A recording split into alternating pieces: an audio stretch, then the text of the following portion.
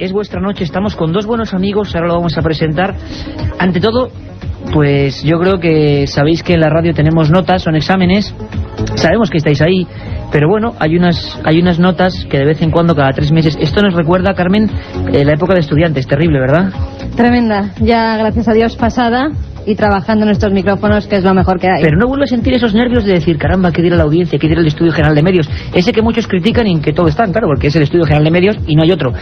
Y ese dice que, bueno, que este trimestre, vamos a llamarlo así, Milenio 3 ha estado en todo tipo de franjas horarias, a las 7, a las 4, a las 4 y media, a las 10, en todas, bueno, no solo líderes de audiencia, sino acumulando más oyentes que el resto de la radio española. Y en esta sección, en este programa independiente, pero que forma parte de, por supuesto, el espíritu de Milenio 3, porque es Milenio 3 Madrugada, pues ha habido una sorpresa, ¿no? Ha habido una sorpresa y no me queda más remedio que daros las gracias a todos y cada uno de vosotros, porque se ha producido un fenómeno que ocurre pocas veces, ¿no? Lo que llaman, bueno, pues mayoría absoluta, como si fuera a nivel político.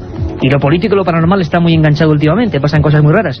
De 3 a 4 de la madrugada, Milenio 3 en la cadena SER acumula más del 50% de toda la audiencia, es decir, todo el resto de emisoras nacionales, locales, autonómicas, todas sumadas, tienen menos audiencia que Milenio 3. Y eso de verdad es un fenómeno paranormal que ocurre gracias a vosotros. Carmen, que las gracias, ¿no? ¿Qué vamos a decir? Por supuesto, que sin los oyentes esto no sería posible, y que sin ellos, sin estar ellos todas las noches, nos lo demuestran con sus mails, con las llamadas de teléfono que nos hacen, con las historias que nos cuentan. Gracias, gracias y mil veces gracias por estar al otro lado. Y además que le damos importancia relativa, es una vez cada 3 meses. Si un día cambian las tornas, sabemos que algunos guerrilleros estaréis ahí y por supuesto estaremos contentísimos y siempre haciéndolo lo mejor que podemos. Y por eso a veces hacemos cosas como las de esta madrugada, que vamos a intentar, Carmen, si podemos y las fuerzas nos acompañan, porque bueno, primero, tengo ya un mazo de mails y muchos preguntan los horarios. Carmen, ¿nos recuerdas? Porque la gente todavía anda un poco despistada con tantos cambios. Hay que decir que este verano es el verano de Milenio 3, del misterio en la cadena SER. ¿Qué horarios tenemos, Carmen? Pues la gente que pedía más horas para el programa Milenio 3 lo ha conseguido. En verano estaremos sábados y domingos de 10 a 11 de la noche, y luego, como siempre, lo que no cambia, el programa de madrugada. Madrugadas de domingo a lunes a las 3 de la mañana. Aquí estaremos siempre al pie del cañón para atenderos a todos. Eso nos preguntaba mucha gente, entre ellas Nora López Linares, de Bilbao, que nos decía, por favor, en dejarnos claro el horario que vais a tener a partir de ahora. Pues 3 horas a la semana creo que está muy bien, y por eso hemos decidido hacer unos cambios. El programa del sábado, tan distinto, con noticias, con secciones, el monográfico, el tema concreto, los domingos, como siempre, y estas madrugadas, mientras podamos, vuestras llamadas. Carmen, ¿llamadas a dónde? ¿A qué teléfono? ¿De qué forma? ¿Y con qué sorteos? A un teléfono gratuito que será el 900-100-800. Que se activa ya, 900-100-800, teléfono gratuito, línea directa con Milenio 3. Y como siempre un mail al que pueden hacer llegar pues sus dudas, sus peticiones, sus quejas, como no, que es milenio3 con número @cadenaser.com. Milenio3 con número @cadenaser.com.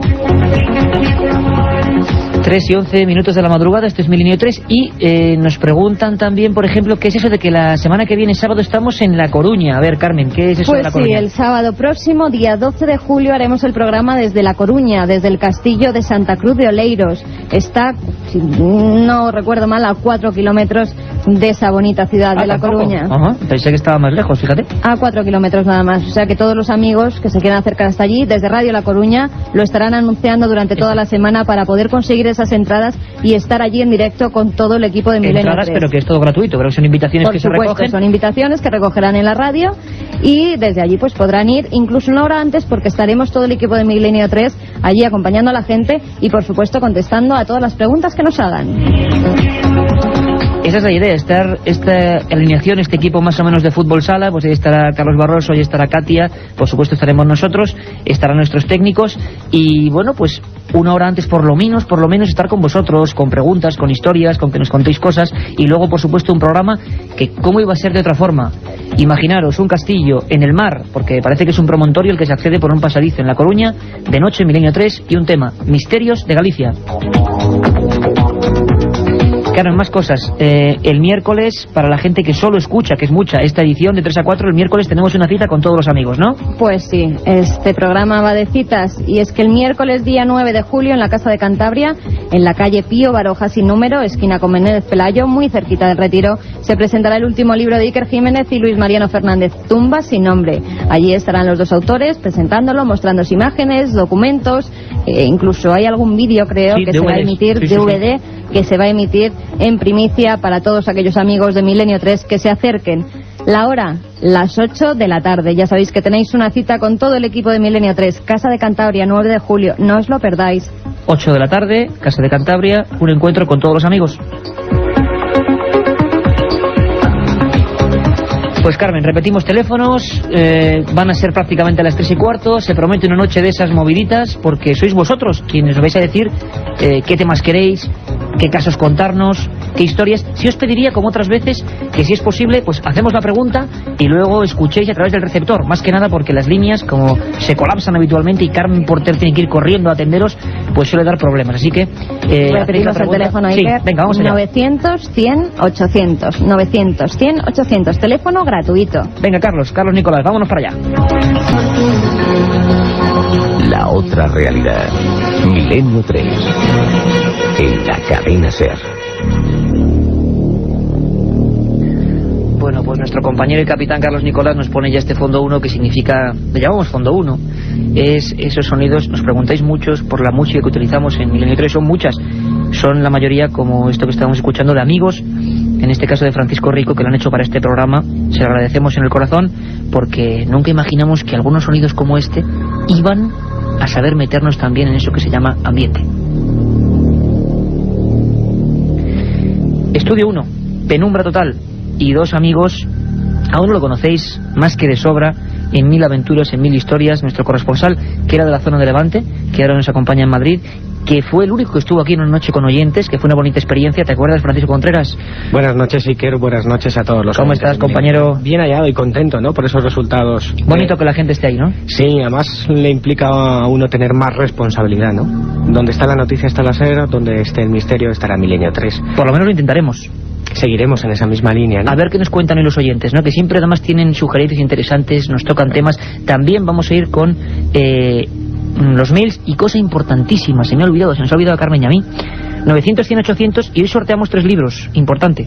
Sorteamos 3 libros, colección El Archivo del Misterio, un libro magnífico, autor Javier García Blanco, Humanoides, encuentros con entidades desconocidas.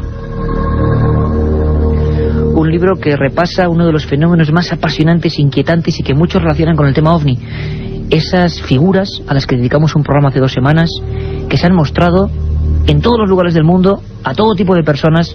Unos hablan de imaginación, otros de extraterrestres, otros de criaturas de tiempos pasados, alucinaciones, lo que sea. Pero ahí están los humanoides, un fenómeno que parece que acompaña al ser humano hace mucho y que ahora pues está ahí siendo investigado. Y este libro, os lo aseguro, maravilloso, editorial EDAF, Humanoides, encuentros con entidades desconocidas, entre todos los que a partir de ahora escribáis a milenio3 con número @cadenaser.com o llaméis al 900-100-800. Carmen Porter, nuestra compañera, va a ir haciendo un sorteo y daremos los ganadores al final.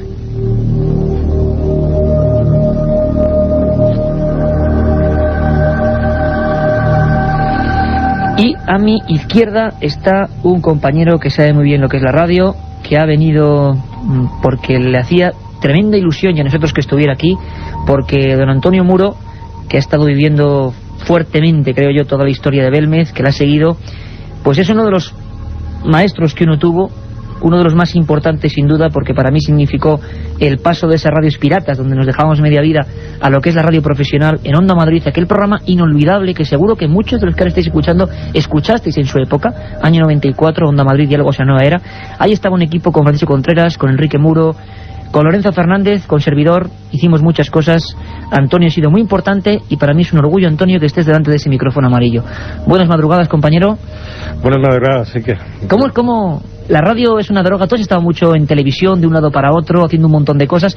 pero la radio y el misterio no se olvidan nunca, ¿verdad? Esto es la sangre que llevamos nosotros dentro. Yo conozco pocos hombres de radio que después de haber estado en una situación como la que tú estás o como la que yo he estado, no quieran volver a la radio, pasen por donde pasen. Y este es nuestro caso, y yo estoy encantado de estar aquí contigo. Quiero, aprovechando que es el tiempo de los oyentes, y yo soy un oyente más, felicitaros a ti y a Luis Mariano, porque verdaderamente primero me hicisteis emocionarme con un magnífico libro, con una soberbia investigación que yo creo que ha sido ejemplar en los tiempos que vivimos, que en muchos aspectos no son muy afortunados para este tipo de periodismo. Y hoy ha sido una noche fantástica de testimonios de esa vieja radio que tanto hablábamos hace un rato, que a ti y a mí nos ha gustado siempre. Qué bueno. De reconstruir la realidad para los oyentes y no de pontificar o de Me lees el intentar pensamiento, ser Antonio. más que nadie. Te iba a preguntar cómo hayamos vivido un poco esa historia, en el sentido de que ha sido un programa fuerte, ¿no? Yo creo que quien busque explicaciones y teorías quizás no es su programa, pero lo que ha ocurrido esta noche de 10 a 11 ha sido algo fuerte a nivel emotivo, ¿no? Veíamos personas muy enganchadas a esa historia, y hace poco, a micrófono cerrado, decías tú, Antonio, que caramba, ¿no? La historia de Belmez, con este libro, con esta investigación Tumba sin nombre, nos ha llevado a reconstruir un poco un pasaje de la guerra civil.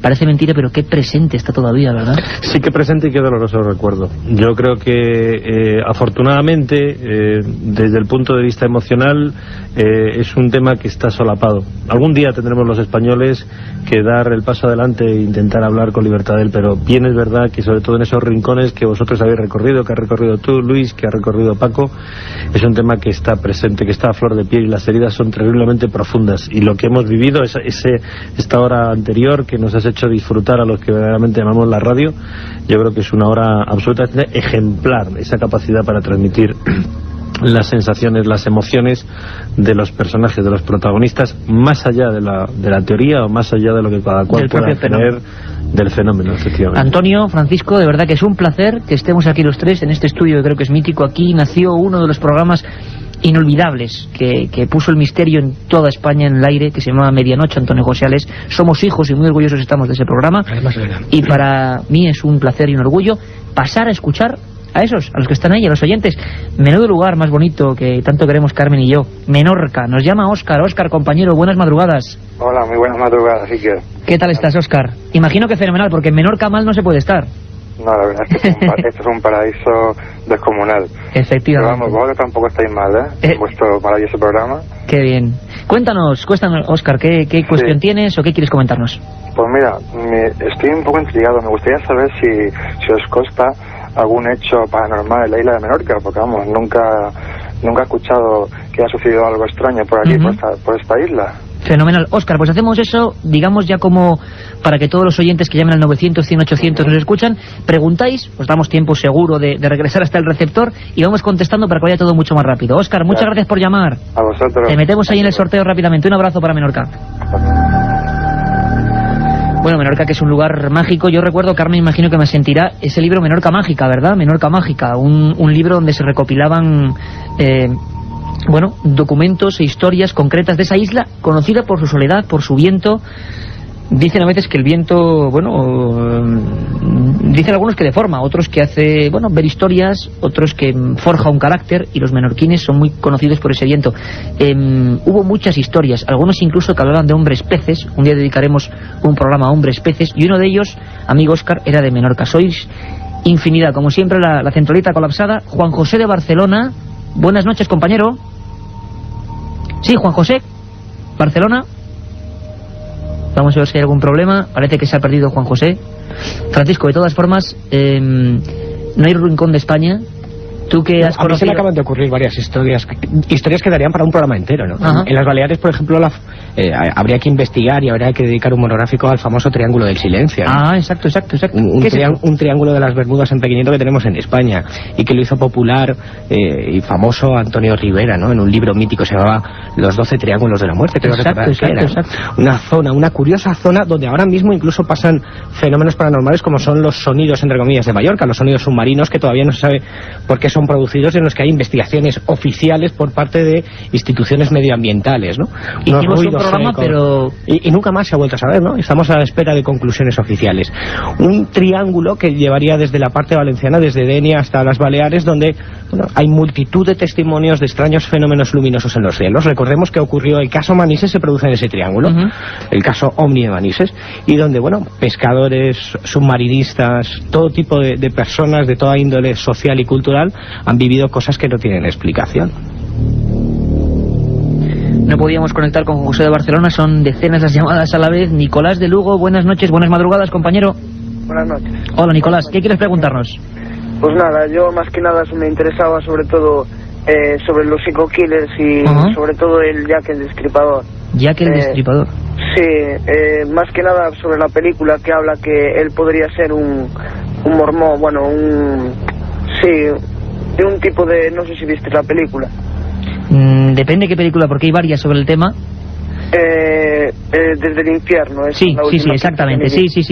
Pues si quieres, además hay noticias sobre psico-killers muy recientes.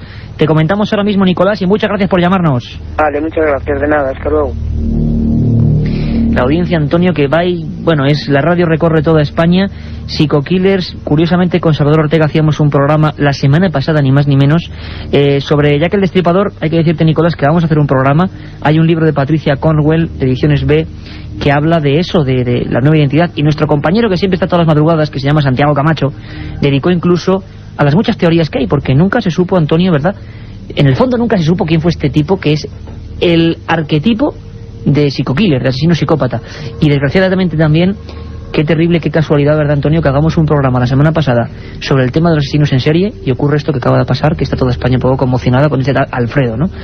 Sí, es terrible, y yo creo que en el fondo está o subyace un serio problema social de inadaptación, y hay serios problemas que se van generando en la sociedad que estamos viviendo. Yo creo que deberíamos plantearnos realmente, porque cuando no son los psico-killers o asesinos en serie, tenemos gente, el problema de la violencia doméstica, o tenemos gente que en Estados Unidos, en Alemania, en cualquier otro lado, le da por coger un rifle y solventar sus problemas a tiros. Yo creo que esto nos debería hacer reflexionar seriamente que el misterio... ¿Sobre dónde va todo eso? Claro, ¿no? Que el misterio no es solo, evidentemente, los temas que tocamos, sino que hemos acabado convirtiendo nuestra vida en un profundo pozo, en donde más vale que vayamos investigando, porque realmente existen situaciones muy problemáticas con las que a diario nos toca convivir.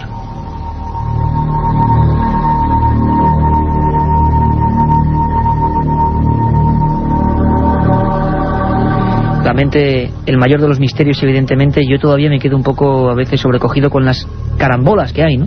Que Salvador Ortega nos explicase cómo atrapó al arropiero, cómo hacía, cómo le seguía, y que esta semana ocurra eso. Vete a saber si el propio Alfredo, yo qué sé, escuchó este programa. Tenemos miles de amigos, muchos mails de amigos que nos preguntan. Bueno, uno nos dice en concreto que habló en Almadén, en Ciudad Real, con él.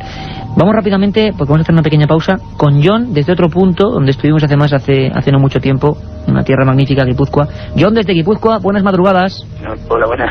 ¿Qué tal, John? Pregúntanos. A ver, quisiera saber si hay algún tema de fenómenos paranormales por la zona del País Vasco, más en concreto por Guipúzcoa. Por Guipúzcoa. Sí, que no sea leyenda así, ¿eh? Que no sea leyenda, sino caso de eso rotundo, ¿no? Sí. Venga, fenomenal, John. Te metemos en el sorteo y un abrazo. Que seis cojones, ¿eh? Muchas gracias, John. No, eso sois vosotros, esa palabra sois vosotros por seguirnos ahí fielmente, ¿no? Mira, ocurre una cosa que es fantástica, Francisco, y es que nos damos cuenta de que la gente se va incorporando, que nos piden temas de hace 2 meses, de hace 3 meses que hemos tocado ya. El día 1 de mayo hicimos un programa desde Irún, desde la frontera entre España y Francia, y allí, John, pues hablábamos de casos míticos.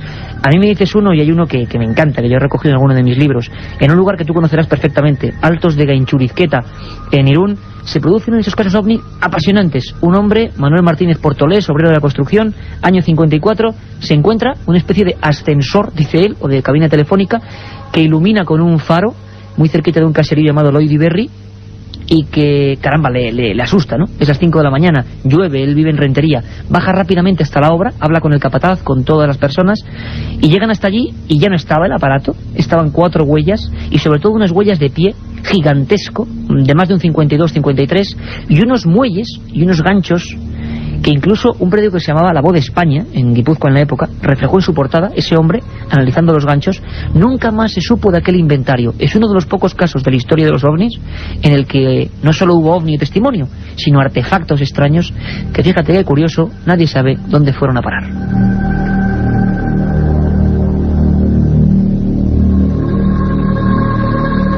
La otra realidad. Milenio 3. En la cadena SER. 1937. 200 personas mueren trágicamente en el santuario de la Virgen de la Cabeza. 1971. Aparece el fenómeno de las caras de Belmez. 2003. ¿Qué relación existe entre estos dos episodios? Descúbrelo en Tumbas sin nombre. Un apasionante libro de Iker Jiménez y Luis Mariano Fernández. Una tragedia, un misterio, una investigación. Editado por Editorial Edad.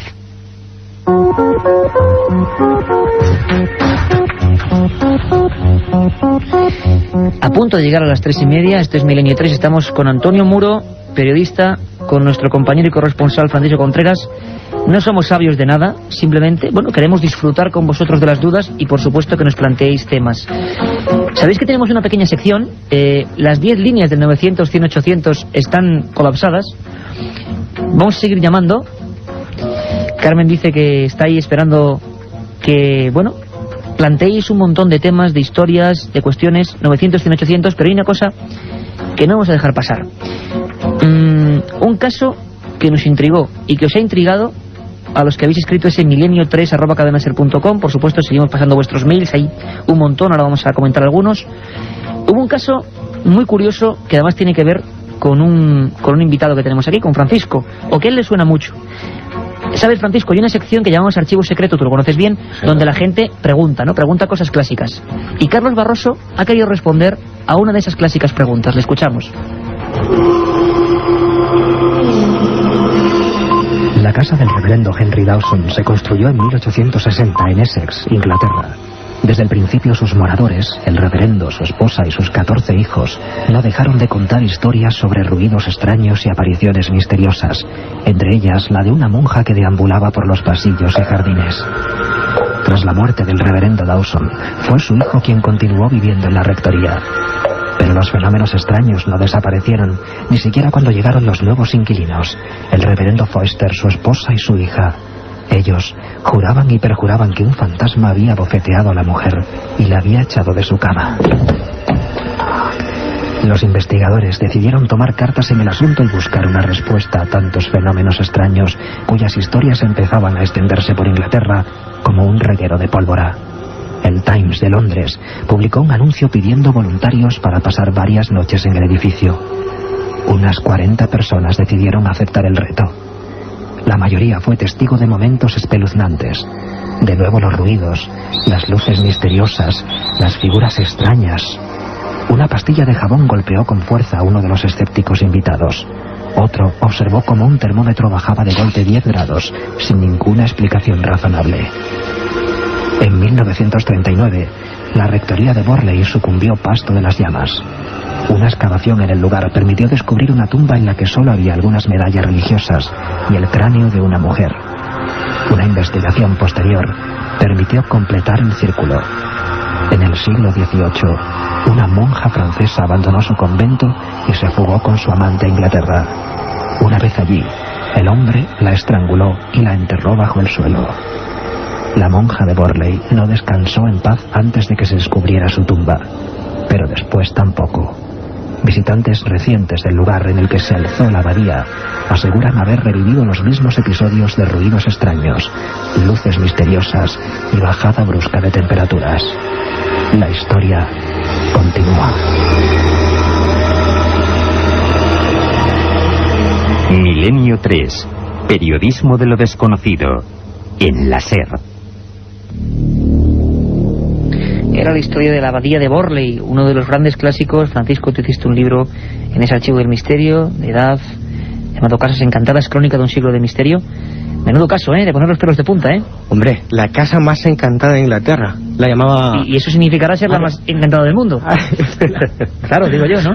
la más encantada del mundo. Harry Price fue quien puso ese anuncio en el Times solicitando personas escépticas para investigar, y allí estuvo investigando, ¿no? Y se produjeron, hubiese sido fascinante estar allí como periodista. Tenerlo ahora. Hay una imagen que tengo en la mente, que es que 2 reporteros del rotativo Live fueron allí para cubrir informaciones cuando esa abadía se quemó, que fue presagiado además en unos mensajes que aparecían en las paredes de una forma increíble e insospechable. Bueno, 2 reporteros fueron allí, hicieron un artículo y tomaron una imagen de un ladrillo volando directamente, ¿no? Es la casa más encantada de Inglaterra y del mundo. Nos preguntaban a milenio3@cadenaser.com. David nos decía si existe una película sobre el santuario, sobre la historia del santuario de cabeza que recogíamos en Tumbas en Nombre. Evidentemente se llama El santuario no se rinde, le hizo Arturo Ruiz Castillo y le protagonizaba un galán de la época, Alfredo Mayo, en los años 40. Mucha gente hablando de las caras.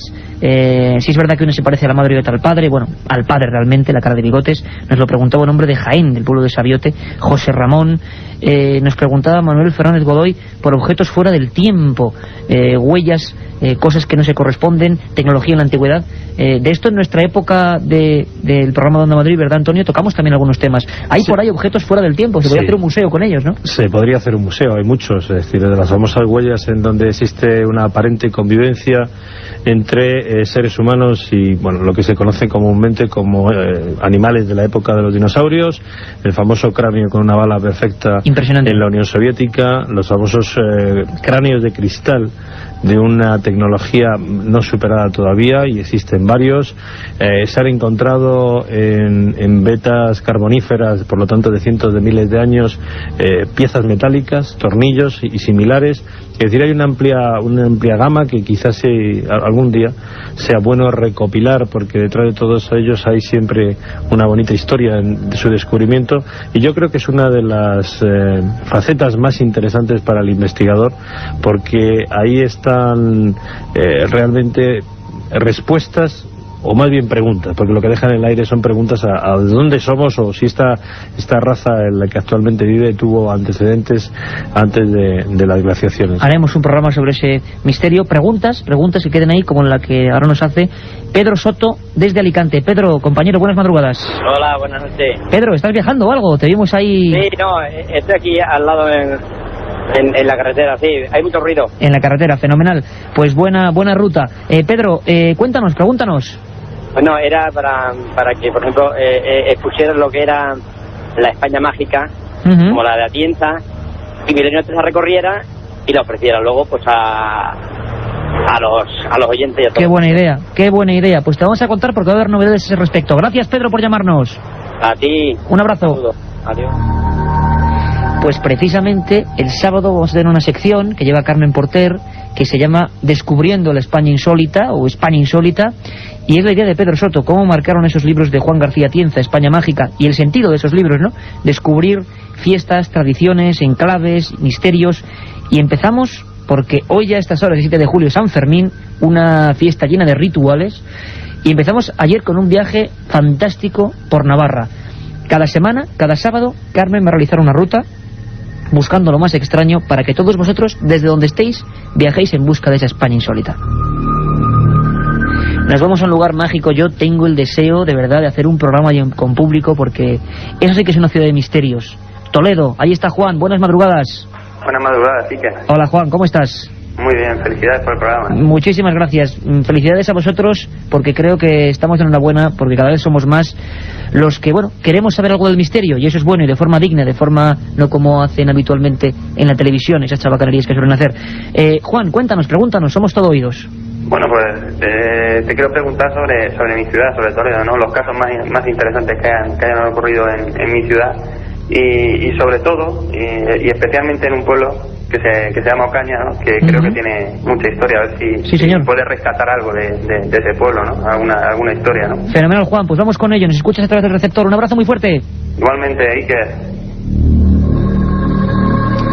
Qué buena gente desde todos los puntos de España. Hemos viajado ya en un minuto a Lugo, Menorca, Toledo, Alicante, Guipúzcoa. Bueno, es que habría que resumir mucho sobre Toledo, ¿no? Una ciudad mágica donde las haya. Se hablaba de la cueva de Hércules, se hablaba sobre todo, Antonio, de una ciudad, bueno, aparte de la historia que había ahí, ¿no? Llena de pasadizos, ¿verdad? Hay una tradición en Toledo llena de túneles, de cosas que se interconectaban entre iglesias, de mucho misterio, de extraños rituales, tradiciones. órdenes. Toledo es para recorrerla de arriba abajo. Yo creo que es todo un gran misterio y un gran ejemplo y un gran enigma, cada uno en la época histórica en la que lo queramos situar. Pero han ocurrido tantas cosas y tan maravillosas de convivencia entre culturas que es natural que allí se den cita cientos de enigmas que entrelazan probablemente las tres religiones más importantes que han existido y que existen. Toledo.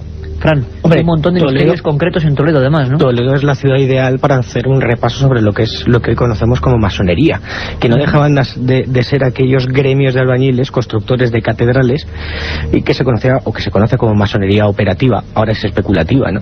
Donde cada logia tenía sus signos, su simbolismo, su forma de ver el mundo hecha en piedra, ¿no? Pero sería bonito hacer un programa allí, ¿no? Sí, hombre, por supuesto. Y acercarnos a un pueblo que se llama Huecas, donde en los años 90 hubo un caso de aparición mariana del que se ha hablado muy poco. Es un reportaje pendiente para Milenio 3, en el que 3 niñas tuvieron una serie de incidentes sobrenaturales escandalosos, incluso con estigmas, en ¿no? Ocaña, dermografías.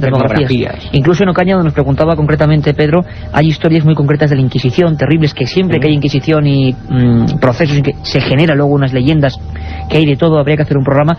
Y también con nuestro compañero Fernando Ruiz de la Puerta, allí en Toledo, queremos hacer una investigación, porque hay algunas de las psicofonías más terribles que yo en mi vida son en el Alcázar. Y ahora me viene a la mente de repente, fíjate, el santuario de... Exacto.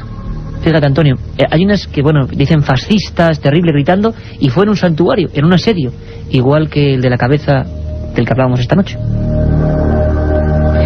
Volvemos a Barcelona, la ciudad condal. Jesús, buenas madrugadas. Hola, buenas noches, Ike. ¿Cómo estás? Bien, y una vez más felicitar a ti y a todo tu equipo por este maravilloso programa que nos haces pasar un buen rato hasta Pues ese es el objetivo, el único objetivo. Muchas gracias, Jesús. Mira, que somos un montón de guardias de seguridad que te lo vimos, y quiero hacerte una pregunta. Dime.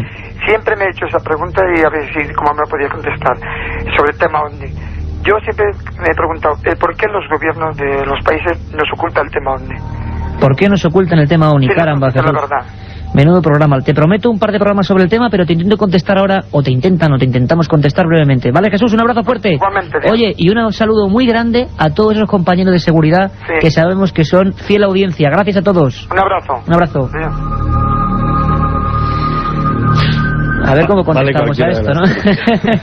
Vale cualquiera de las teorías que se pueda imaginar. Claro, claro. Quiero decir, desde la...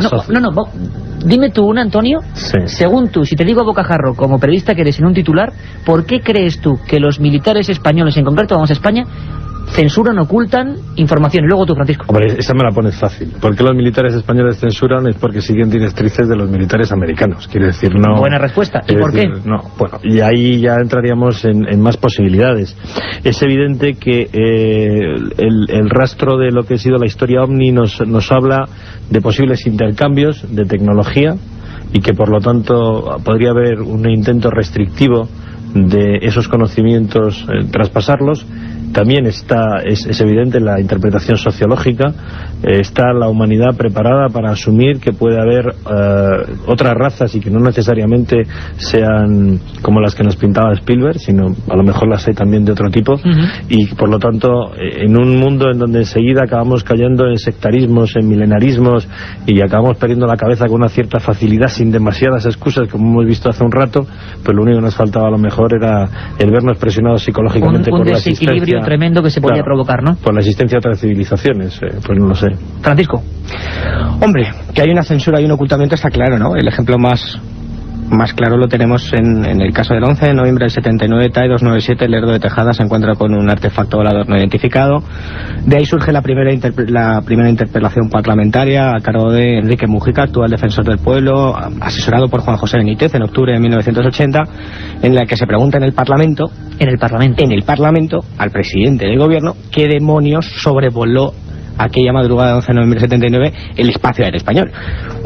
Todavía estamos esperando una contestación. Todavía sin respuesta. Ese presidente, Adolfo Suárez, que vivió según los informes militares del ejército español, tuvo sus más y sus menos con un objeto volante no identificado. Vamos rapidísimo y volvemos a Barcelona de nuevo. Ahí está Juan José, creo que ahora sí. Juan José, buenas noches. Buenas noches, sí, ¿qué hay? Hola, Juan José. Encantado de saludarte. Encantados nosotros, todo el equipo. Cuéntanos. Pues mira, yo quería saber sobre la Gran Pirámide y el efecto relámpago que cuentas en el libro. Fenomenal. Vamos a intentar contestarte y además Ahí sí, Juan José, novedades importantes, ¿vale? Un abrazo fuerte. Ahí igualmente un abrazo. Qué cantidad de gente, qué cantidad de amigos. El efecto relámpago, bueno, pues os digo, este verano también va a tener algo de Egipto, porque tanto Francisco Contreras como Luis Marino Fernández, nuestros corresponsales, van a estar en el país de los faraones. Vamos a hablar, como intenta hacer siempre Milenio 3 desde el lugar de los hechos, vamos a hablar de eso, todo ese enigma que ha ocurrido con Nefertiti. Vamos a hablar, os dedicaremos un programa entero a ese faraón hereje Akenatón, que parece que cambió todos los conceptos en un lugar como Egipto. Y Francisco, rapidísimamente, por favor, ¿qué es eso del efecto relámpago? El efecto relámpago, bueno, es supuestamente o presuntamente es la capacidad una de las capacidades geométricas que tiene la pirámide, ¿no? En determinado día del año, creo que es en febrero, al caer el sol, justamente el efecto luces y sombras hace que se vea la geometría real de la Gran Pirámide, ¿no? Y aparece uno de sus lados dividido en dos. Pero bueno, yo espero que, como decías, nos vamos ahora Luis Mariano y yo para allá. Espero traer noticias frescas, sobre todo de algo que pudimos narrar aquí. Fuimos la única cadena de radio que lo hicimos y el único programa que fue lo de Gato. ¿Tú estabas allí? Traer noticias frescas sobre qué pasa con esa puerta de Gattenbrick, cuándo se va a volver a investigar, cuándo se va a meter otra vez ese robot para ver qué hay detrás de lo que se encontró, qué datos tiene National Geographic que no ha contado, que los hay muchos. ¿Os acordáis cuando nuestro compañero Francisco estaba allí metiendo el micro amarillo en el momento en que aquel robot se metía hace menos de un año? Estuvimos para contarlo y todo lo que ocurra lo contaremos, prometido. La provincia del misterio en estas últimas horas, Jaén. Ahí está Dani. Dani, buenas noches. Buenas noches. Dani, cuéntanos. Pues quería preguntar por el Santo Rostro que hay en la Catedral de Jaén. Caramba, qué bueno, qué enigmático. Para ver si coincide con la Sábana Santa o con el que hay en Roma. Fenomenal, Dani, te contestamos inmediatamente, ¿vale? Un abrazo fuerte para todo Jaén. Igualmente. Carmen Porter y yo, que nos hemos recorrido Jaén últimamente, yo no sé, Carmen, ¿cuántos viajes? A ver, me dice que muchos con la mano. Allí está recogiendo vuestras llamadas, no dejan de llegar en las 10 líneas que allí están colapsadas y os lo agradecemos mucho. Además, es bonito porque vamos haciendo un viaje por España. El Santo Rostro de Jaén, una de las figuras más extrañas de tipo bizantino. Y te voy a decir una cosa, Dani, la primera cara de Belmez, esa que ahora según nuestra investigación se parece a la del padre, con dos bigotes muy recios, ojos, todo el mundo pensaba que era el Santo Rostro. En el Santuario de la Cabeza, muy cerca del lugar de la matanza, hay una imagen del Santo Rostro, pero creo que quizás hay datos confundidos, porque no es que sea igual que el de la Sábana Santa, ni mucho menos. Eso es el Santo Sudario de Oviedo, que es un pañolón con sangre que parece que se interconexiona. Lo que es el Santo Rostro es una especie de icono antiquísimo, extrañísimo. En Alicante hay uno parecido, el Santo Rostro de Alicante, y un día, de verdad, en cuanto a los milagros, cosas increíbles que ocurrieron en torno a esta figura que se custodia en la Catedral de Jaén, maravillosa Catedral de Jaén, pues haremos un programa, prometido, Dani. Ana desde Madrid, buenas noches. Ana, buenas noches. Ana, vamos a ver si responde. Ana, buenas noches. No, parece que tenemos hoy algún problema en las líneas. Hablábamos del Santo Rostro de Jaén y del Santo Sudario de Oviedo, Francisco, que tú conoces bien, sí. Porque, bueno, parece que es una especie de puzzle que se encaja con la Sábana Santa. Eso sí que ¿podríamos afirmar tanto? Y se afirma, y además se hizo una investigación a finales de los años 80, 89, 90 por parte del Centro Español de Sindonología, digna de película, digna de la serie CSI, en el cual con médicos forenses se determinaba que era una pieza que encajaba a la perfección, como si se tratase un puzzle con la síndone italiana, ¿no? Con la Sábana Santa. Sí te voy a decir una cosa, lo que me parece interesante, ¿no? Y es viajar con las reliquias, en este caso con la Sábana Santa y con las Verónicas por toda España, es de una riqueza tremenda. Hay 23 copias. 23. Que se produjeron o se realizaron cuando era propiedad de la Casa de Saboya, de la Sábana Santa, y que están repartidas por toda España: Valladolid, Madrid, Valencia. En Zamora hay alguna, no sabemos, ¿no? Creo que no. Es que en Zamora está Jaime, que nos llama desde allí. Jaime desde Zamora, buenas madrugadas. Hola, buenas madrugadas. Enhorabuena por la encuesta de medios. Muchas gracias. Jaime, cuéntanos. Pues os quería comentar mi experiencia con la Ouija hace años. Caramba, te escuchamos. Pues mira, me pasó una cosa muy rara. Hacía sesiones bastante frecuentemente. Tenía yo 14 o 15 años. Y de repente empezó a salir siempre HI. Y nada, la verdad es que empezaron a pasar cosas raras donde hacíamos las sesiones, que era en mi casa, a desaparecer objetos y se cambiaban cosas de sitio, no sé, unas cosas muy raras. Y luego, pues en un programa que había en la televisión gallega de aquellos años, se llamaba La Noche de las Campanadas, una vez en una sesión de Ouija en directo, Resulta que estaban intentando conectar y de repente salía un espíritu que decía llamarse HI. Y dieron por finalizada la sesión y explicó el chico que por lo visto HI que podía ser un espíritu burlón o que verdaderamente era el nombre que usaba el diablo para ponerse en contacto con la gente a través de la Ouija. Caramba, nos dejas un poco helado. Jaime, creo que nuestros amigos quieren contarte dos cosas muy rápidamente. Un abrazo fuerte. Venga, muchas gracias.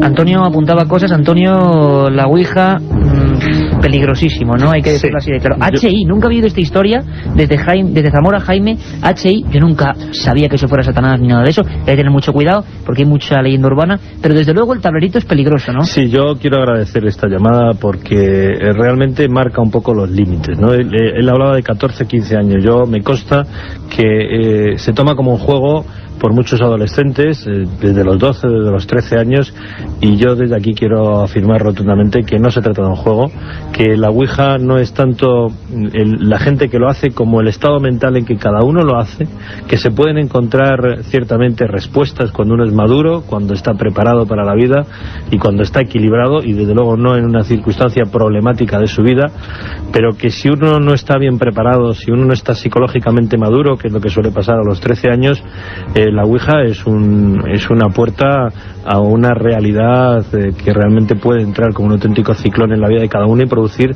profundos desequilibrios que acaban en algunos casos, y lo conocemos, en la muerte de los protagonistas.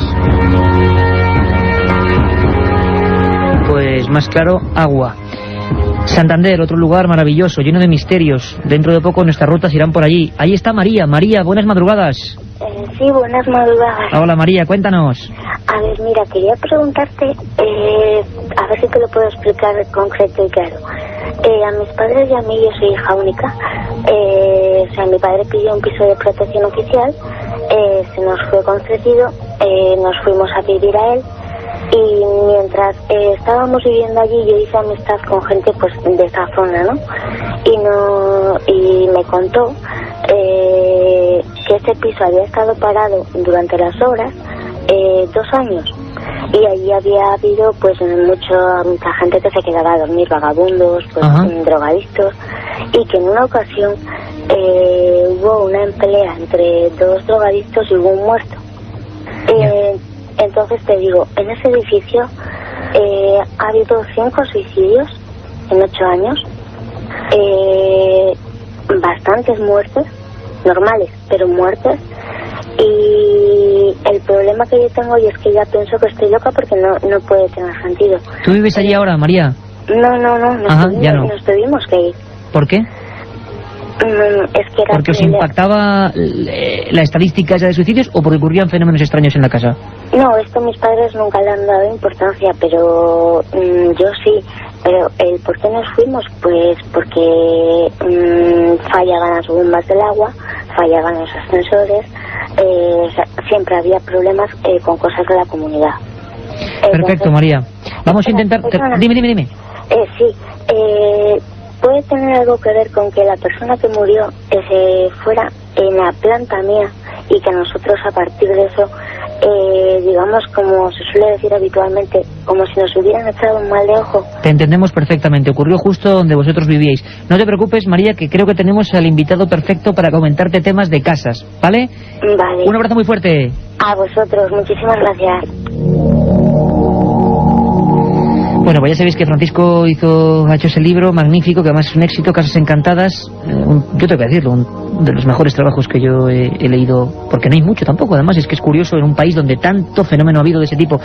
Difícil de contestar, sobre todo tranquilidad, ¿no? Y que el mal de ojo solo existe en quien se lo cree, que tranquilidad absoluta, María, que no pasa nada. La magia solo funciona si tú entras en el juego de creer. Exacto, la magia. Que eso, como decía Antonio ahora mismo, es la espiral del peligro. Pero... ¿podría ser normal lo de...? Hay varios casos en los que parece que hay casas malditas, entre comillas. Muchos de ellos los expongo en el libro. Calle Mesones número 4, Diputación de Granada, que más te diría Auditorio Nacional de Madrid, un despacho muy concreto donde está la Joven Orquesta, Paseo de la Alameda, el Hospital de la Cigüeña, actual Consellería de Bienestar Social. Es decir, lugares e inmuebles donde ha sucedido o ha pasado algo muy trágico y donde esa energía, sabes que no me gusta decir esta palabra, ¿no? Bueno, ese sentimiento, ese dramatismo queda entre sus paredes. La calle Luna, aquí en Madrid. Pero sobre todo para ella, para María, que se despoje de esa historia, tranquilidad. Absoluta. No tiene nada que ver. Yo he estado en miles, he pasado miles de horas en casas encantadas. Miles de casas sería mucho, pero miles de horas seguro. Miles de horas en casas encantadas. Y no te ha pasado nada. Aquí estoy, vivito y coleando. Vamos muy rápido a Tenerife. ¿Cómo iban a fallar las Islas Canarias? Tenemos allí a Emilio. Emilio, buenas noches. Buenas noches, sí que... Emilio, encantado de estar contigo. Sí, más de una vez, alguna vez te he llamado. Cuéntanos. Mira, he notado yo desde esta noche que te he escuchado sobre el tema de las caras de Belmez, porque yo desde el diario pues lo recuerdo y lo sigo el tema. Creo que estás, y aunque pienso que algo estarás ya haciendo, a pesar del libro, que creo, y yo insisto, de que falta algo después de 30 años o 32 años de que estas caras siguen. Se ha dado un gran paso con relacionar con la familia y con las fotografías, digo, de la familia muerta. Entonces creo que siguen las caras, aunque están a punto de desvanecerse, incluso yo lo noto en mi forma de ser, de que falta algo por resolver. Que falta alguna clave, ¿verdad? Sí, falta una clave, y yo la siento y creo que la tiene la hermana. ¿La hermana? Sí, en el sentido de que esas caras están ahí como una manifestación que necesitan algo, bien no sé, de algo importante, bien del familiar o bien del gobierno o bien de algo... Vamos a ver, Emilio... Creo que te falta rematar y es muy importante que creo que estás en ello. Vamos a ver si lo logramos. Emilio, un abrazo muy fuerte, compañero, gracias. Vale, hasta ahora. Vamos muy rápido, Emilio, yo creo que con un planteamiento inteligente, sabe que quedan ahí unas claves. Vamos a ver si entre todos logramos descubrirlas. Seguimos en las Islas Canarias, creo que es Pedro, perdón, me dice Carlos Nicolás. Pedro, también en Canarias, buenas madrugadas. ¿Pedro? Menuda noche que tenemos hoy con los teléfonos, parece que hay... Óscar de Bilbao, pasamos a Bilbao rápidamente como una centella. Bilbao, Óscar, buenas madrugadas. Buenas noches. Hola, ¿cómo estás? Primero felicitaros. Muchas gracias, Óscar. Y mi pequeña duda era sobre el tema que habéis tratado hoy, sobre las caras, si hay algún libro... Si quería saber si hay algún libro, y luego sobre aquí, concretamente en Bilbao, si conocéis algún caso, no sé, algo... muchísimos, para hacer un programa en Bilbao, Pues, a ver si hacéis uno, porque es que no conozco ninguno. Venga, fenomenal, te contamos dos brevísimamente y te ponemos antecedentes sobre las caras, ¿vale? Un abrazo, Óscar desde Bilbao. Cerramos ya los números, siguen llamando, porque queda una llamada todavía, ¿no, Carlos? José Manuel de Lanzarote, que antes era el que no entraba, la cantidad de llamadas es increíble. Bilbao, un sinfín de casos, un sinfín de historias. Libros de las caras, pues el último que hemos hecho, Tumba sin nombre. Antes de eso teníamos también uno muy difícil, Las caras de Belmez, sin más ni menos, de José Martínez Romero, años 70. Y pasamos a la última, porque Carmen tiene que venir con el sorteo rápidamente, no hay tiempo para más, las centralitas colapsadas, y nos seguimos quedando en Canarias. Sobre Bilbao, ojalá hagamos un programa, porque hay sinfín de historias, sobre todo tipo ovni, los ovnis de Gallarta, o el ovni grabado con sonidos en Zurbaranbarri. Historias apasionantes. Allí tuvimos a un gran periodista, JJ Benítez, que ahora ya no está en Bilbao, pero que hizo una gran labor. Muy rápidamente, en Lanzarote.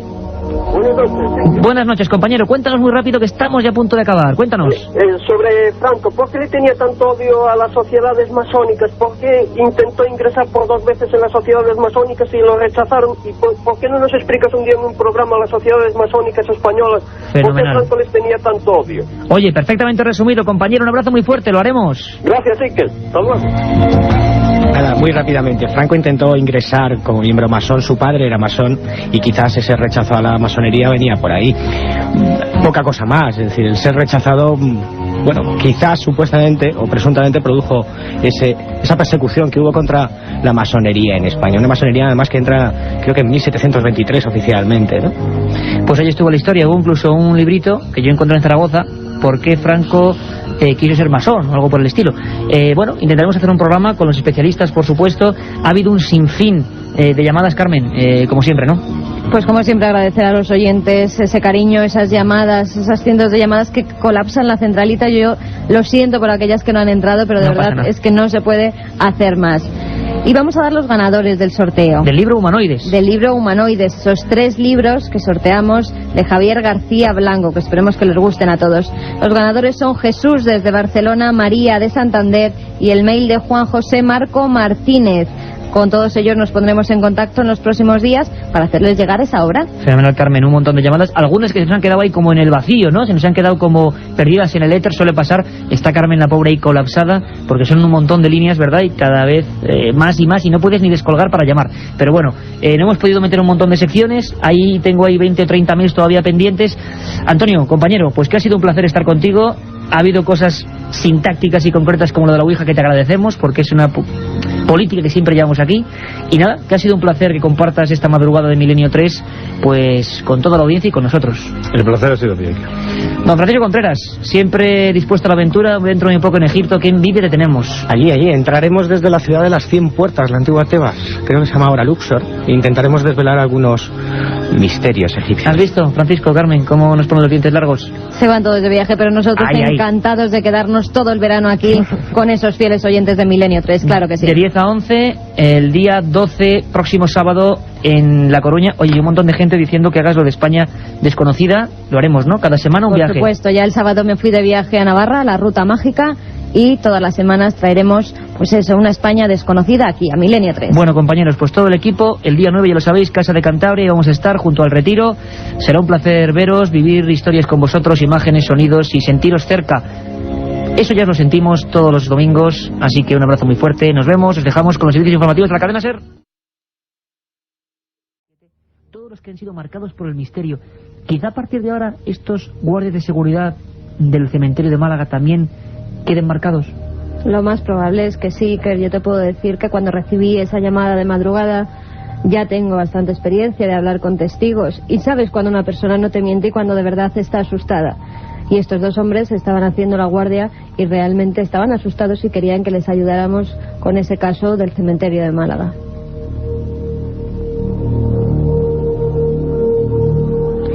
Bueno, pues apenas minutos después cogió sus bártulos, sus grabadoras y como buen reportero y gran comunicador, Luis Mariano Fernández, ejerciendo el periodismo de última hora, de inmediatez. Luis Mariano, compañero, buenas madrugadas. Buenas madrugadas, Iker, Carmen, y a toda esa familia cada vez mayor de Milenio 3. Una familia que sigue tus peripecias, además, con pasión. Lo pudimos comprobar en Málaga y yo vuelvo a repetirlo. Un abrazo muy grande de toda esta gente que hace Milenio 3 porque, bueno, no sé si nos merecemos o no que se porten así con nosotros, pero ha sido una sobredosis de cariño y eso de verdad que nos enorgullece y solo, Mariano, verdad, nos obliga a una cosa, a intentar hacerlo cada vez mejor, nada más. Por supuesto que sí, fue una presentación extraordinaria, fue una presentación donde hubo muchísimo cariño, muchísima complicidad y sobre todo humanidad, ¿no? Y eso es muy de agradecer y tenemos que seguir ahí en la brecha, Iker, informando y haciéndolo lo mejor posible. Mariano, y da la circunstancia, la casualidad, unos dirían causalidad, que esa misma noche, casi preparando nuestro desembarco en Málaga, resulta que llaman guardia de seguridad del cementerio, de uno de los cementerios de Málaga. Tú te marchas para allá, toda la gente se quedó aterrorizada. Yo recuerdo a Carlos Nicolás, el técnico que estaba esa noche con nosotros, estábamos todos, bueno, con la carne de gallina. ¿Qué te encuentras? ¿Cuál es la escena? Porque tú vas a verlos inmediatamente. Claro, sí, es que además fue una extraña coincidencia, ¿no? Como muchas, por eso quizá pensemos de que no existe la casualidad, ¿no? Fijaos que fue después de mi intervención en el programa, minutos después abristeis el teléfono y llamó un vigilante de seguridad de Málaga, ¿no? Yo no lo pensé dos veces, me dirigí sin saber muy bien a qué cementerio era porque efectivamente en Málaga hay varios camposantos, hay varias necrópolis. Y bueno, yo me dirigí primeramente al cementerio San Rafael.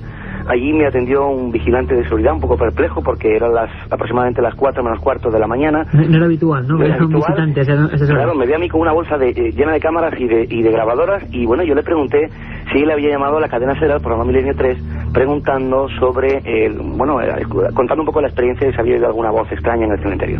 Entonces él me dijo que no había sido él, pero que conocía la historia y que eso ocurría en la necrópolis del cementerio de San Miguel. Bueno, pues allí me dirigí y bueno, pues me encontré efectivamente el camposanto cerrado, no había absolutamente nadie, no me encontré con ningún vigilante de seguridad. Seguidamente me llamó la periodista Carmen Porter, la compañera, para ponerme en antecedentes de que ese vigilante de seguridad no estaba en ese cementerio en ese momento. Yo me puse en contacto telefónico, sería las 4:10 de la mañana, con Pedro Duarte, el vigilante que llamó al programa. Él está ejerciendo su labor, su trabajo como vigilante en las canteras del pueblo de Alaurín de la Torre, también la provincia malagueña. Y bueno, pues allí me dirigí, llegué sobre las 4:30, 5 menos cuarto de la mañana, allí me atendió y bueno, pues me contó esta increíble historia, ¿no? Él fue testigo de lo insólito, del absurdo, del misterio, escuchó la voz y el llanto de un bebé, de un niño, en ese cementerio, en esa necrópolis de Málaga. Y bueno, toda esta historia, Iker, Carmen, se remonta pues a una fría noche de noviembre del año 1985, ¿no? Porque las tapias del cementerio, de este cementerio, fueron testigos de cómo una misteriosa voz infantil se deshacía en lamentos y gemidos. A partir de entonces, pues los fenómenos se fueron sucediendo de una forma continuada, uniéndose otros muchos, y formando así el que probablemente, Iker, pues sea uno de los casos más interesantes de la provincia de Málaga. Un caso que desde luego nos va a poner a todos los pelos de punta. Desde luego, Mariano, y si te parece, para meternos en el meollo de esa historia, lo que tú encuentras, el miedo, el estupor, casi a flor de piel, vamos a escuchar a Pedro Duarte, este primer documento que tú grabaste allí, esa noche de investigación, impulsado por el deseo de querer saber qué ocurría. Vamos a escuchar a Pedro Duarte. Escuchad todos los amigos de Milenio 3 muy atentamente, porque creo que tiene miga. Es un guardia de seguridad que lo vamos a ver muy afectado, porque esos llantos de niño inconfundibles no solo ha podido escucharlos él. Vamos a ver. Y fuimos nosotros 3 noches seguidas y escuchamos del niño cómo lloraba. ¿Vosotros escuchasteis al niño? Sí, los 4. Yo, mi hermano Paco, mi cuñado Jesús y un amigo mío que se llama Juan Portillo, que también es compañero mío. Los 4.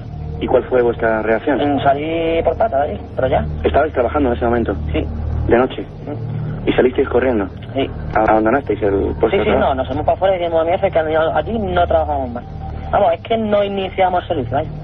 ¿Y puedes especificar, si puedes, qué escuchasteis? ¿El lamento, el llanto? Sí, un llanto de un niño. ¿Que provenía de algún sitio en concreto? Vamos, provenía de donde está el nicho. ¿Que sabes tú algo de la historia de ese niño, cuando fue enterrado allí, por qué? No, de eso, nada, ni me preocupé ni en averiguar nada. Yo nada más que salí allí y yo dije que yo no entraba más allí. ¿Fue la única vez que tú escuchaste el llanto de ese niño? Durante 3 noches seguidas, sí. ¿Durante 3 noches seguidas? 3 noches. ¿Estabas solo con algún compañero? Con los otros 3 compañeros. ¿Desde entonces no has vuelto a ir a ese lugar? No, vamos, ni tengo ganas de ir. Porque ya te digo que la casualidad es que nosotros tenemos hermanos chiquitillos muertos. La otra realidad. Fenómenos extraños. Misterios sin resolver. Milenio 3. En la SER.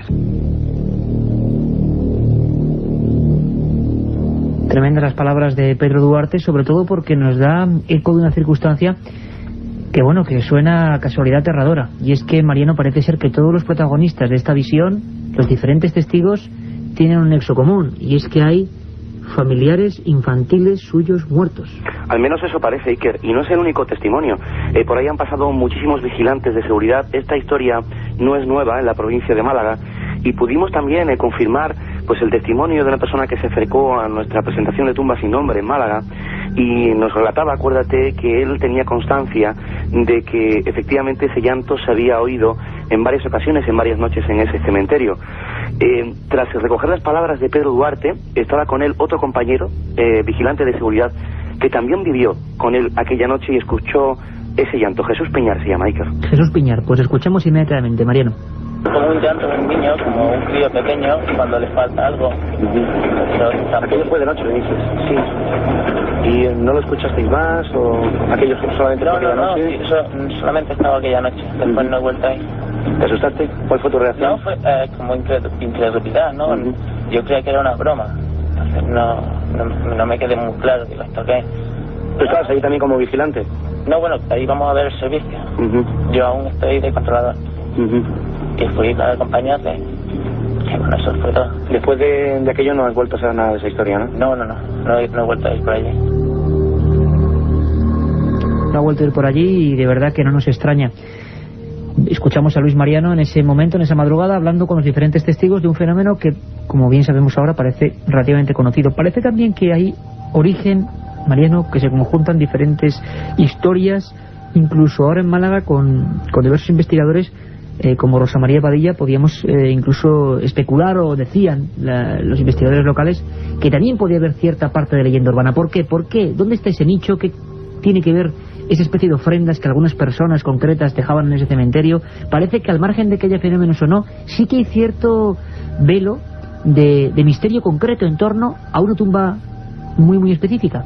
Efectivamente, la investigadora local Rosa María Padilla de Málaga ha investigado y ha recogido datos en profundidad sobre esta historia, ¿no? Una historia que, como decía al principio, comenzó una noche de 1985. Allí hay una persona, José Fernández, que es un ex sacerdote que está al cuidado, ¿no?, entre comillas, de este camposanto, de esta necrópolis.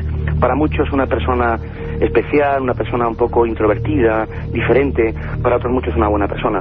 Y la verdad es que este hombre, pues una noche rezando en el camposanto a las 2 de la mañana, escucha lo que a él le parece el lamento y el llanto de un bebé, ¿no?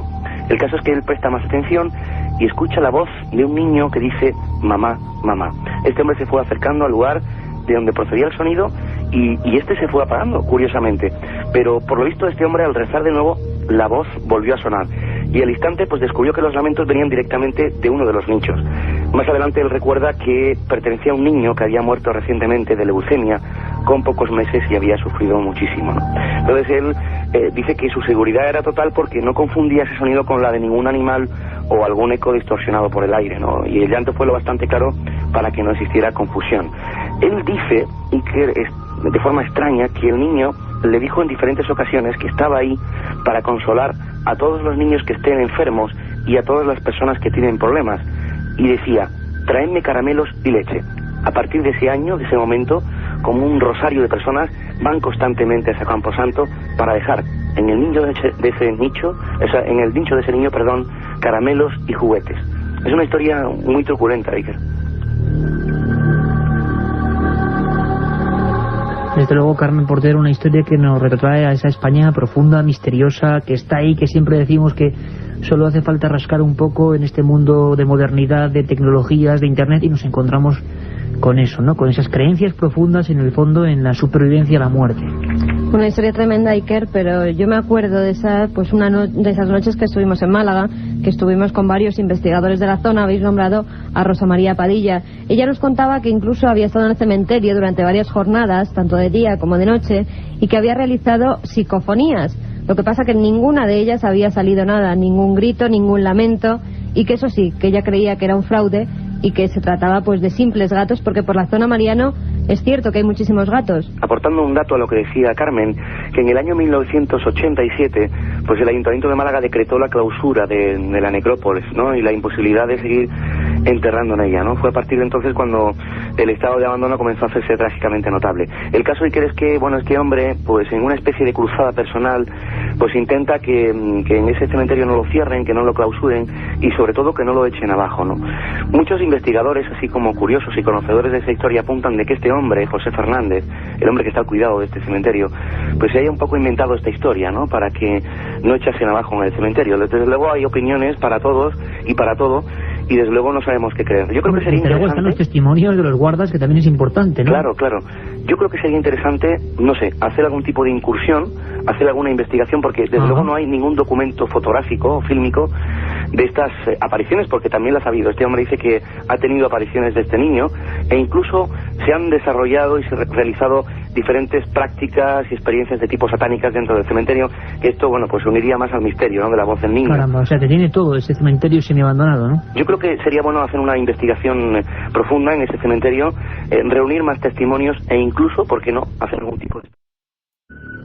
Y hace más o menos 7 días, los que sois seguidores de Milenio 3 en la cadena SER, este que os habla, Iker Jiménez, os daba una noticia misteriosa.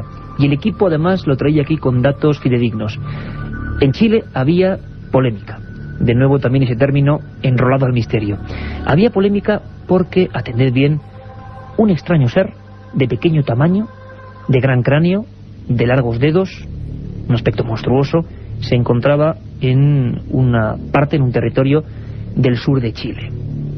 Bueno, nos hemos puesto a trabajar, hemos puesto a todo el equipo detrás de pistas y hemos encontrado historias fascinantes.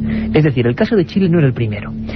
Por ejemplo, en Puerto Rico, en el año 76, se puso de moda el término garadiábolo. ¿Qué significaba eso? Bueno, pues era más o menos una especie de criaturas misteriosas que parecían seres de las profundidades y que incluso coparon partes de algunas revistas en la época que se editaban en España y en Sudamérica, por ejemplo, El Mundo Misterioso. Bien, parecían realmente diablos del mar. Un día hablaremos de los hombres peces, o supuestos hombres peces. Hay más de realidad de lo que parece, pero estos eran un auténtico fraude. Los pescadores intentaban cortar de alguna forma un tipo de pez plano, semejante al lenguado o parecido a una raya, e intentaron engañar a algunos científicos, y lo consiguieron en la primera época. Era un fraude. Lo que no se sabe si es un fraude o no es lo que ha pasado en Chile hace apenas 7 días. Una criatura que parece un feto, parece un niño, que está fosilizado, o mejor dicho, momificado, sería la palabra en sí mismo, y que tiene la típica imagen que todos hemos recordado o visto en la literatura fantástica de lo que sería siempre supuestamente un extraterrestre. Y nos pusimos en contacto rápidamente con Chile, ni más ni menos. Allí Jaime Ferrer, director del Calama UFO Center, el primer organismo que ha investigado este asunto, nos hablaba de que les parecía algo muy raro, que la prensa ya buscaba una explicación, que la ciencia buscaba otra, ese ser diminuto como la palma de una mano y tan extraño, y hablaban de un feto quizá teratológico, monstruoso, deforme, de algún tipo de marsupial. Pero no estaba muy claro. Para muchos investigadores chilenos como Jaime Ferrer, que ahora vamos a escuchar, había otros casos anteriores que demostraban que no se parecía a ninguna anatomía conocida. Ahí está con ustedes Jaime Ferrer. Yo he investigado 3 casos con características similares y resulta de que este tipo de seres son bastante reales. A mí me llama la atención y hemos estado en una, no discusión, sino que hemos estado conversando al respecto con respecto a estos seres, y me da la impresión a mí de que no sería lo que fue afirmado por el señor el doctor veterinario don Arturo Mann, quien informó que se trataba de un marsupial nocturno. Sin embargo, yo tengo otros antecedentes que manejo. El cráneo no tiene absolutamente nada que ver. Las características de este pequeño ser de no más de 7,2 centímetros de estatura me muestran que tiene brazos, tiene piernas. Además, las características fisiológicas que post-mortem de este ser no tiene nada que ver con un organismo natural, porque supuestamente estaba vivo y prácticamente de la noche a la mañana apareció en completo estado de momificación. Entonces eso es totalmente atípico, pero para mí no resulta algo nuevo, porque esas características también las he visto acá en pequeños seres que lamentablemente la gente que los ha hallado le ha producido cierta repugnancia, porque no son agradables a la vista, y simplemente los han tirado a la basura. Nuestro magnífico técnico, Jorge Martínez, y buen amigo, sostiene ahora mismo en sus manos unas fotografías del ser de Chile y me mira un poco espantado, tengo que decirlo así, a estas horas de la noche, y es que el bueno de Jorge Martínez, con este que os habla, con Iker Jiménez y con Carmen Porter, estamos envueltos de esa penumbra que siempre creamos aquí, en el estudio de la cadena SER. Estamos en plena oscuridad, con este fondo sonando que espero que os envuelva a todos y cada uno de vosotros. Y la verdad es que Jorge, como decimos, tiene entre las manos las fotos y ahí está el misterio. Un ser pequeño que no se parece a ningún animal que nosotros conozcamos, que se aleja de esos marsupiales o incluso monitos del desierto, que es una de las teorías que nos contaba Carmen Porter la semana pasada, cuando esto era noticia recién salida de Teletipos. Bueno, yo creo que los que sois amigos de Milenio 3, y cada vez por fortuna sois más, los vemos cada día en milenio3@cadenaser.com, en vuestra cantidad de correos electrónicos, los que sois amigos de este programa os dais cuenta de que a veces las explicaciones que se dan a bote pronto cuando ocurre un misterio pues no son muy creíbles, porque luego, bueno, sabemos igual 20 años, 25 años después, cuando se desclasifican estos informes, que no era lo que nos decían. Lo hemos visto en Belmez, ¿verdad?, en las caras de Belmez, lo hemos visto en un montón de casos. Y hablo de Belmez porque hablo de España, y hablo de España porque aquí también han ocurrido fenómenos de este tipo. Me vais a decir que bueno, que de dónde sacó eso. Bueno, pues parece ser que en 1989, en un bosque de Girona o de Gerona, toda una familia se encontró con lo que se dio a conocer en la prensa en la época como el gnomo de Girona. Se dijo que podía ser un feto de rinoceronte teratológico. Al decir teratológico me refiero siempre a fetos monstruosos, ¿no?, desgraciadamente. Pero aquello, según se publicó, al menos en la época, se movía. Y se le apareció a una familia e incluso hizo una especie como de extraño movimiento delante de ellos y lo atraparon. Las fotografías, al igual que las del ser de Chile, son espantosas. Un ser misterioso, azulado, metido en un bote de formol. Hay alguien que siguió esta historia, alguien que es pues otro amigo, como no, de nuestro equipo, Francisco Contreras, al conocéis perfectamente, que es nuestro corresponsal en Levante. Y ejerció su labor también en Cataluña, porque estuvo por allí, indagó, preguntó, buscó. Y Francisco Contreras siempre persigue la verdad, y por eso está aquí a estas horas de la noche. Francisco, buenas noches. Buenas noches, Iker. Buenas noches a todos los oyentes de Milenio 3 desde la capital del Turia, Valencia, con esa tenue luz también aquí. También ahí. Eso es bueno, que sea una norma, compañero, del equipo de Milenio 3. Vamos creando penumbras, en el buen sentido, ¿verdad? Siempre con criterio y con escepticismo, pero envolviéndonos de la belleza del misterio. Francisco, sé que es difícil, prácticamente en titulares, por favor. ¿Qué pasó en Gerona que tenga que ver con esta historia del extraño monstruo de Chile? ¿Qué pasó? Pues que buscamos la verdad y que encontramos dos verdades en uno de los casos relacionados con seres extraños, ¿no? Como el de Chile. Como bien decías, ocurrió en septiembre de 1989, que hago un recorrido fotográfico por los hechos, cuando un matrimonio, supuestamente y presuntamente un matrimonio, se encontraba en una zona llamada el Bosque Encantado, en los alrededores de Gerona. El matrimonio, para más señas, según las divulgaciones que se hicieron del caso, se llamaban Añons y Pujals. Bueno, pues ese matrimonio se encontraba en ese Bosque Encantado, entre comillas, como es conocido, y halló o observó como un ser muy diminuto salía de los matorrales, comenzaba a correr alrededor de ellos. Tragicómicamente la escena era, o llegó a ser, que se subía encima de un radiocassette portátil emitiendo un extraño alarido. Ellos se quedaron perplejos, atónitos. Empezaron a perseguirle por todo el campo y llegaron a capturarle. Le capturaron y le metieron en una jaula donde vivió, o llegó presuntamente a vivir 24 horas. Si quieres... 24 horas, Francisco estuvo vivo dentro de ese primer bote. Es el mismo bote, es un bote, hay que decirlo, de una marca muy célebre que todos tenemos ahora mismo en la mente, sin decir la marca, de café. Un bote de cristal cerrado, donde las fotografías están ahí y son espectaculares. Sí, yo te describo, si quieres, rápidamente cómo es aquel ser que todos los oyentes de Milenio... Antes, Francisco, perdóname, compañero, un detalle. Mucha gente, siempre que damos este tipo de noticias, nos dice dónde están esas imágenes. Y yo, desde luego, os encomiendo a la página web www.ikerjimenez.com. También podéis acceder a través de www.milenio3.net, ikerjimenez.com o www.milenio3.net, y ahí vais a ver un artículo de Francisco Contreras Gil con las fotografías de ese ser, las fotografías del gnomo de Girona en toda su expresión, esplendor del término. Unas fotografías impactantes que están ahí, un ser metido en una especie de líquido, de formol, y que es impresionante. Francisco, espera un segundito porque volvemos en un momento. La otra realidad. Milenio 3. En la cadena SER. Aparte de gozosos, dolorosos, gloriosos, los misterios de la Iglesia son sorprendentes e inexplicables. La periodista Carmen Porter te ayuda a desvelarlos en Misterios de la Iglesia, una obra que saca a la luz los episodios más impactantes del fenómeno religioso. Exorcismos, apariciones, cuerpos incorruptos, estigmas. Misterios de la Iglesia, de Carmen Porter, publicado por Editorial Edad. La otra realidad. Milenio 3. En la cadena SER. En esta semioscuridad del estudio 1 central de la cadena SER en Madrid, en conexión con Valencia, con nuestro corresponsal Francisco Contreras, seguimos hablando de ese gnomo de Girona. No ha sido el único caso, aumentábamos lo de los garabiábolos, y también incluso, año 78, Playa Arendira, en Puerto Rico, una especie de tronco extraño que parecía, sinceramente, de un extraterrestre, que al final tampoco subimos nada, los informes y el objeto se perdieron. Algo pasó en Gerona también así.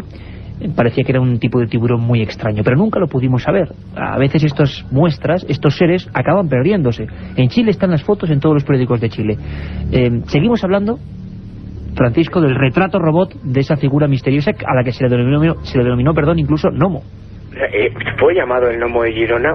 Todos los oyentes hay que recordar que pueden ver esas fotos del gnomo de Girona, del duende entre comillas de Girona, en ikerjimenez.com. Te hago una descripción. Medía alrededor de 12 centímetros, tenía un color, en principio cuando estaba vivo, azulado, y luego, según los supuestos testimonios, pasó a una tonalidad amarilla, y tenía una especie de protuberancia en la cabeza y los ojos de un color rojo. La verdad es que las fotos son espectaculares, y el caso Montesilla fue divulgado por multitud de medios de comunicación, tanto especializados como no especializados, y ahora lo podemos encontrar en enciclopedias temáticas dedicado a lo insólito. Un caso además bien divulgado y presuntamente investigado por dos personas que fueron Ángel Gordon y Sebastián Darbo. Claro, con todos estos antecedentes uno ejerce de periodista y cataloga ese caso como archivo en su archivo, como investigación pendiente, y se pone manos a la obra, y hace unos años tuve la posibilidad de dedicarme por entero a ello. Tenía todos los antecedentes o todos los ingredientes para tener uno de los grandes casos, como ya ocurrió, como bien decías, y que salió a la luz pública en revistas tan fantásticas y geniales como Mundo Desconocido, que dirigía Andreas Faber-Kaiser. Bueno, encontramos la verdad, o encontramos dos verdades. Por un lado, encontramos a los autores del descubrimiento, los verdaderos autores de encontrarse a aquel ser que se llamaba Manuel Tello y a su hija Cecilia Tello, que eran de Gerona, y nos daban la primera verdad, que nada de lo que se nos había contado era verdad. Nada. Tristemente, nada de lo que se nos había contado era verdad. Es decir, ni existió ningún matrimonio que se llamaban Añanos y Pujals, es decir, sino que fue un simple y valiente, porque lo contó hombre catalán, se llama Manuel Tello, ni que aquel ser estaba vivo, es decir, no bailó encima de ningún radiocassette. O sea que Manuel Tello, Francisco, se encontró ese ser muerto. Se encontró muerto, iba paseando en los alrededores de su casa, se encontró este ser de 12 centímetros con una protuberancia en la cabeza, ojos de un color rojo y amarillo, esto sí es cierto, se lo encontró muerto, tirado en un camino. Sí, lo que es evidente, Francisco, es que el ser está ahí y es espectacular. Efectivamente, y ahora te cuento cómo fue verdaderamente la historia, una historia tragicómica, te diría yo, porque él se encuentra aquel caso teratológico o feto extraño, que luego daremos algunos apuntes, lo guarda en un bote de Nescafé, lo lleva a la farmacia de su localidad, que vamos a guardar en anonimato, y a los 2 días se presentan algunos investigadores para recogerlo, y es a partir de ese momento en el que lo recogen estos investigadores y divulgadores del misterio cuando salta el boom. Pero ni estaba vivo, ni emitía alaridos, ni nada de nada. Lo que sí es cierto es que era un enigma, y fíjate, yo tengo aquí un informe emitido por el doctor Luis Linares de Mula, ya fallecido, que hablaba sobre, que pudo analizar algo sobre el duende de Girona. Te lo leo rápidamente. La extraña conformación de este animal, afirmaba el doctor Linares de Mula, puede ser debida a 2 causas. Por un lado, que sea un ser monstruoso, es decir, un caso teratológico en el que se desarrollan los tejidos, los órganos, los miembros de forma normal, dando lugar a representaciones monstruosas, o también puede deberse al hallazgo de un ser primitivo que se hubiera conservado en una zona lo suficientemente fría para que vivieran los tejidos, la carne, las vísceras, y en este caso se trataría de un animal desconocido para la ciencia actual y que nos puede parecer monstruoso por desconocimiento. Por desconocimiento. Está claro que encontramos 2 verdades. Pero una cosa, Francisco, importante, que ahora mismo la gente se está preguntando, y para finalizar, ¿qué ocurrió? Es decir, tenemos un ser que es evidente que estaba ahí.